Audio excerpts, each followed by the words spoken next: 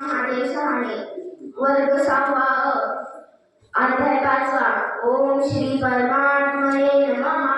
अथ पंचमोऽध्यायः अर्जुन उवाच संन्यासं कर्मणां कृष्ण पुनर्योगं च संशसि यच्छ्रेयेतयोरेकं तन्मे ब्रूहि सुनिश्चितं श्रीभगवानुवाच संन्यासः कर्मयोगश्च निःश्रेयसकराभुवौ तयोस्तौ कर्मसंन्यासात् कर्मयोगो विशिष्यते सांख्ययोगौ पृथग्बालाः प्रवदन्ति न पण्डिताः एकमप्यास्थितः सम्यक् उभयोर्विन्दते फलं